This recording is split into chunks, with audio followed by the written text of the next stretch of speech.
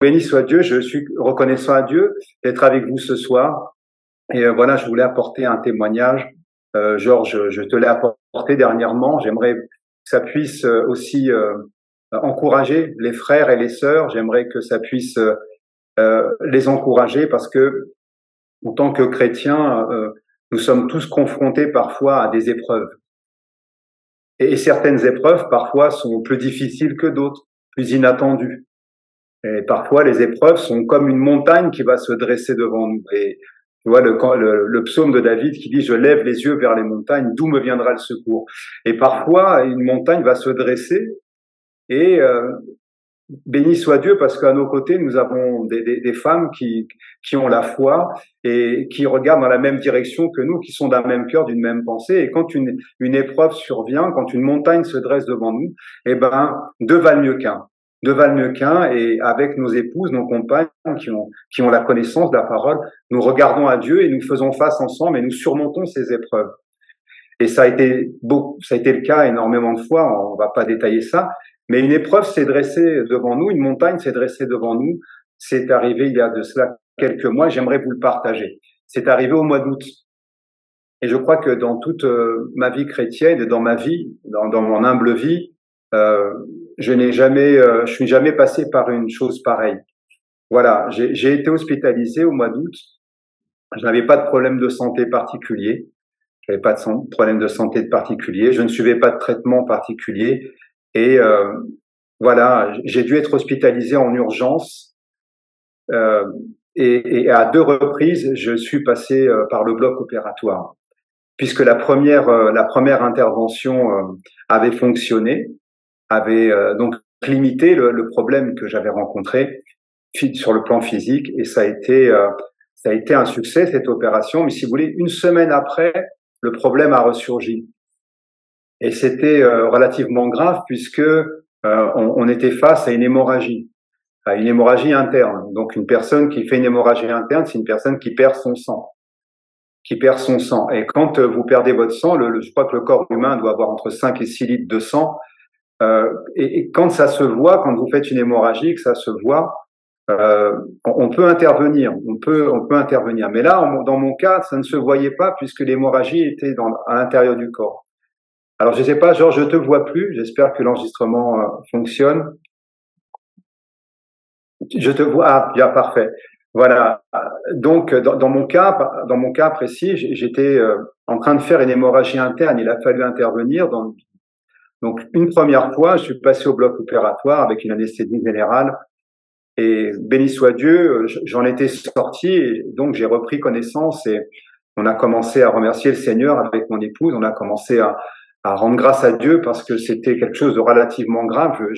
Je voyais que je partais et j'ai dû repasser au bloc quelques jours après parce que ce que les médecins avaient fait n'avait pas tenu en fait. J'ai refait une nouvelle hémorragie interne.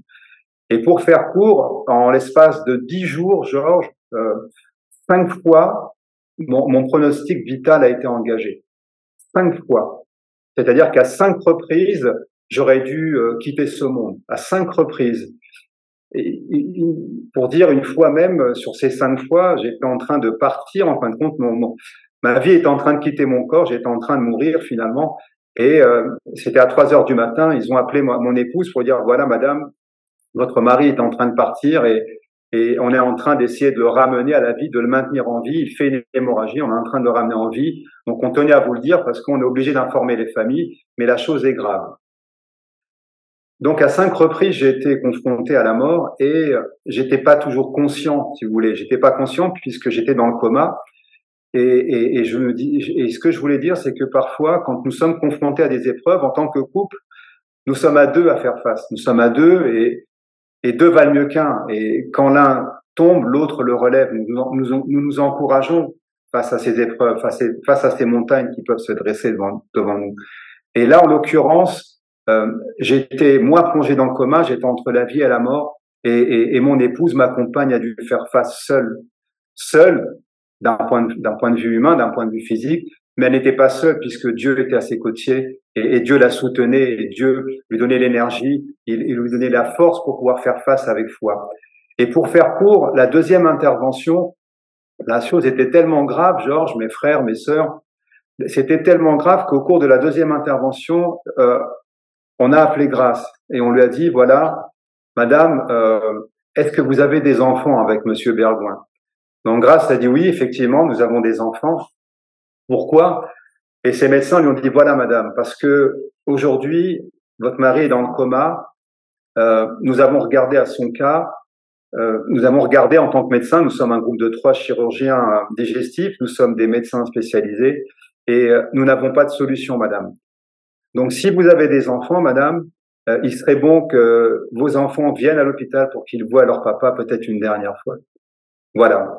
Ça, c'est le coup de massue, si je peux dire, que Grace a reçu. Moi, j'étais dans le coma, j'étais pas en capacité de pouvoir l'encourager, de l'exhorter, de dire, écoute, non, ma compagne, ma chérie, ma femme, je peux, t'inquiète pas, tout va bien se passer, ça va aller, nous avons remis ces choses entre les mains de Dieu, Dieu interviendra en notre faveur, Dieu va agir, soyons confiants.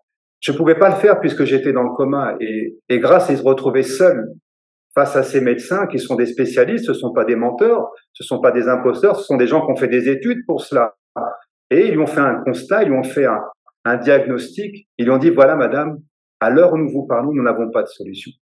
Et grâce à voilà, et c'est là où je bénis le Seigneur pour nos compagnes, pour nos sœurs à nos côtés, parce que la Bible dit que celui qui trouve une femme trouve le bonheur, c'est une grâce qu'il obtient de l'Éternel. Mais elle dit aussi, on peut hériter de ses pères une maison et des richesses. Mais une femme intelligente est un don de l'Éternel. Et je crois qu'une femme intelligente, c'est une femme qui craint Dieu. Qui a la crainte de Dieu, une femme qui connaît la parole de Dieu, qui a la foi et qui tient ferme face aux tempêtes qui peuvent se lever dans une vie, qui tient ferme face à l'opposition, au vent contraire, sur la parole de Dieu. Et grâce, face à ces médecins, elle a eu une réponse qui a été une réponse de chrétienne. Elle a dit, messieurs, je vous remercie pour ce diagnostic que vous venez de faire. Merci de ce que vous venez de me dire, mais je ne viendrai pas avec mes enfants pour qu'ils voient leur père une dernière fois, parce que j'ai un Dieu dans le ciel et j'ai prié mon Dieu. Mon mari est un chrétien, c'est un fils de Dieu, et je sais que Dieu n'abandonnera pas son fils, que Dieu est à nos côtés dans cette épreuve, et je sais qu'il fera un miracle. Donc j'ai confiance, je sais qu'il va agir.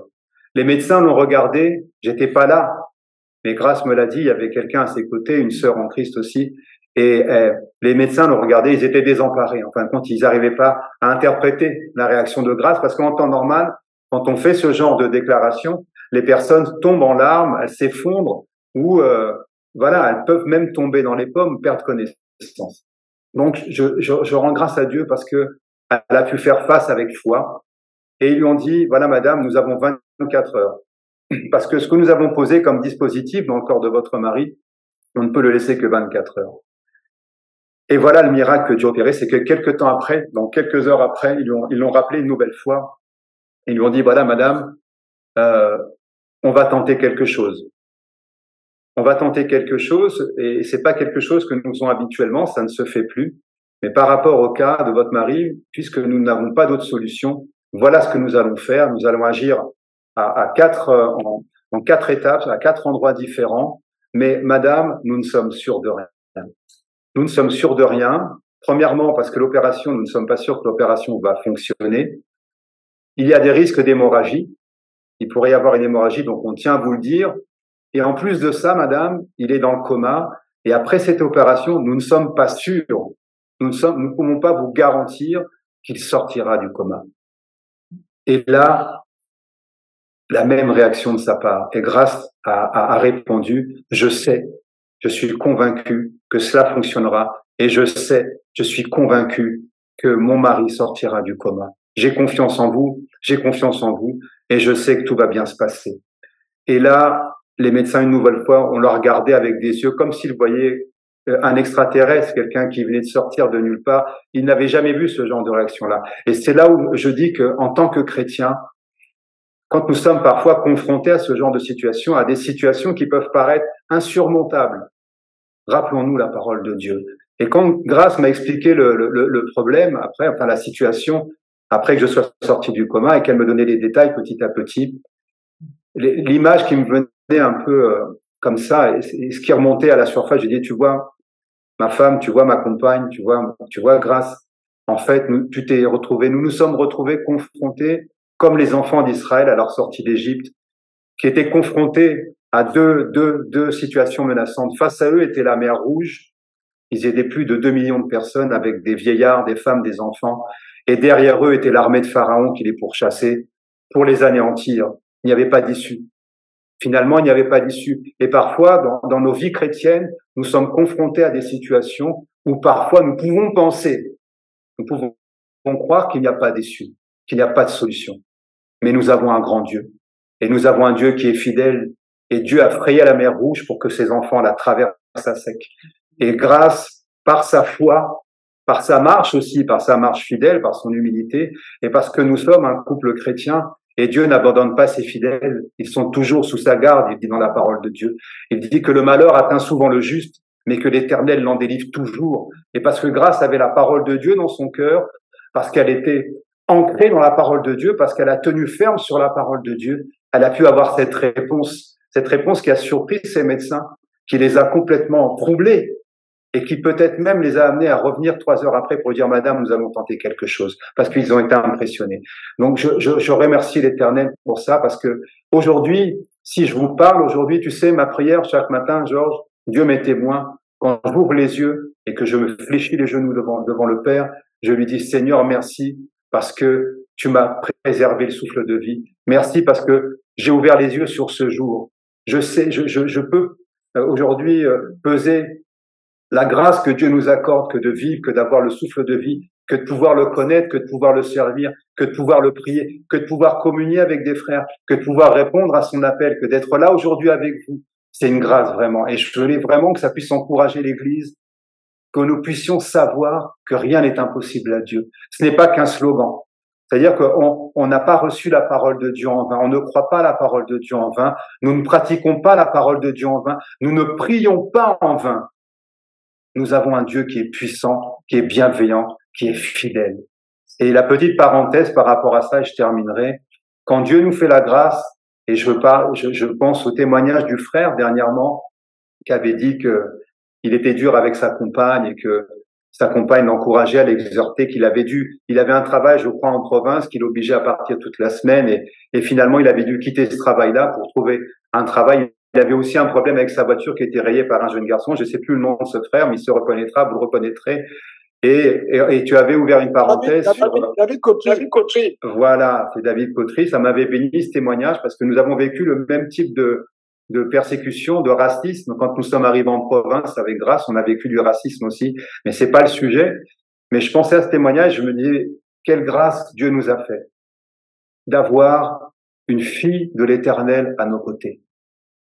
Une femme qui craint Dieu, une femme qui s'humilie, une femme qui connaît la parole de Dieu, une femme qui parfois, quand nous avons des travers, quand nous nous écartons, quand nous revenons à notre vieil homme, parfois à notre côté humain, à notre côté charnel, va nous redresser avec amour, avec douceur, va nous rappeler ce que nous sommes. Et une femme qui, quand nous pouvons être parfois affaiblis, à genoux. Moi, j'étais dans le coma, frère Georges. J'étais dans le coma, j'étais incapable de lever un mot de prière. J'étais incapable de revendiquer la guérison au nom puissant du Christ Jésus, mon Sauveur. J'étais incapable, j'étais déjà entre, les liens de la mort m'avaient environné. J'étais déjà entre, les liens du sépulcre m'avaient surpris. J'étais incapable de le faire. Mais comme j'avais une fille de l'Éternel à mes côtés, Dieu m'a fait la grâce d'avoir une femme qui craint Dieu, qui à la fois, Dieu a été touché, Dieu a vu son cœur et Dieu a répondu à sa prière. Donc j'aimerais vous dire que quand nous avons une sœur, prenons soin de nos sœurs. Tu l'as rappelé dernièrement, Georges, c'est que nous devons aimer nos femmes comme Christ a aimé l'Église. Voilà, c'est un commandement. C'est la parenthèse, je la ferme. Mais voilà, quelle grâce que nous avons d'avoir des femmes qui connaissent Dieu, qui le craignent à nos côtés. Et sachant une chose, c'est que quel que soit le diagnostic qui peut être fait, quelle que soit la personne que vous pouvez avoir en face de vous, quelle que soit son autorité dans le monde, sa position mondaine, ne crains pas, car Dieu est avec toi. Il ne t'abandonnera point, il ne te délaissera point. À mesure que toi, tu tiens ferme sur sa parole, que tu gardes ton cœur plus que toute autre chose. Parce que la Bible dit bien en Proverbe 4, verset 23 ou 24, je crois, garde ton cœur plus que toute autre chose. Et quand l'ennemi viendra frapper à la porte de ton cœur pour reprendre du terrain, pour remettre de la peur, du doute, de l'incrédulité dans ton cœur. Toi, renouvelle ton intelligence et reviens à la parole de Dieu et tu verras la puissance de Dieu en manifestation. Voilà, genre, ce que je voulais partager. Donc, c'est un miracle. Et je sais quand c'est un miracle parce que seul Dieu pouvait agir en ma faveur. Dieu seul pouvait agir en ma faveur par rapport au diagnostic qui avait été fait à 5 reprises. Je veux pas le détailler, ça prendrait beaucoup de temps, Georges, mais à 5 reprises, ils ont dû me ramener à la vie parce que j'étais en train de partir. C'est un miracle. Et je crois que c'était aussi dans le but que je puisse revenir aussi à des meilleures dispositions par rapport à mon engagement envers Dieu. J'étais plus, je le reconnais, j'étais plus suffisamment assidu, discipliné par rapport à la lecture de la parole de Dieu. J'étais plus suffisamment assidu et discipliné par rapport donc à ma vie chrétienne, à ma marche. Et je sais aujourd'hui que si je suis revenu à la vie, c'est dans un but particulier. Dieu me le révélera, c'est dans un but particulier parce que ce n'est pas par hasard. Et depuis que j'ai vécu cette chose-là, Georges, je bénis Dieu parce que je reviens à la parole de Dieu. Je lis la parole chaque jour comme je le faisais à mes premiers amours. Au début, quand j'ai connu la parole, je le faisais d'une manière assidue. Je ne pouvais pas envisager commencer une journée sans avoir lu la parole de Dieu, sans avoir eu une conversation avec Dieu au travers de sa parole. C'est pour faire de moi quelqu'un de meilleur. Et je remercie Dieu pour la grâce qu'il m'a accordée. Donc, que Dieu bénisse vos cœurs, que Dieu bénisse les frères, les sœurs. Et sachez-le, nous n'avons pas cru en vain. Nous n'avons pas cru en vain. Que Dieu vous bénisse. Amen, amen, amen, amen. Merci, Seigneur Dieu, pour ce témoignage. En fait, Jean-François, ton témoignage est encore meilleur que ce que tu m'as dit. En fait, c'est comme si, en fait, il est encore meilleur. C'est comme s'il écoutait pour la première fois encore. Vraiment, ça veut dire que Dieu a mis les mots, juste les mots pour tout. Et nous sommes tellement édifiés par ton témoignage. Et c'est pas faux. Ce qui était dit en privé, c'est ce que tu dis publiquement, à savoir que Dieu t'a ramené à la vie pour que tu sois mort à ce monde et que tu le serves. Et c'est un défi. Prends ce défi et Dieu sera avec toi. Et ce qui me bien dans le témoignage, regardez, j'étais rempli d'émotion quand le frère dit que il n'avait pas il était dans une situation d'impuissance, il ne pouvait plus intercéder, invoquer Dieu, prier. C'est son épouse qui priait pour lui. Rien que dans ce témoignage, sans que tu t'en rendes compte, Jean-François, nous avons un grand témoignage sur le ministère de la femme. Est-ce qu'elle enseignait les médecins? Non. Est-ce qu'elle enseignait son mari? Non. Elle a exercé un ministère de délivrance. Dieu t'a délivré par grâce. Elle a exercé un puissant ministère de délivrance. Et tu as reconnu cela. Et regardez maintenant comment aujourd'hui, elle est honorée. La Bible dit en 1 Pierre chapitre 3 que c'est comme ça, sœur en Christ, que tu seras honoré. Pas en voulant t'improviser prophétesse ou en voulant enseigner, en voulant faire des mauvaises choses qui sont contre la parole de Dieu. Donc c'est un grand témoignage. Et il y a une réaction sur Facebook.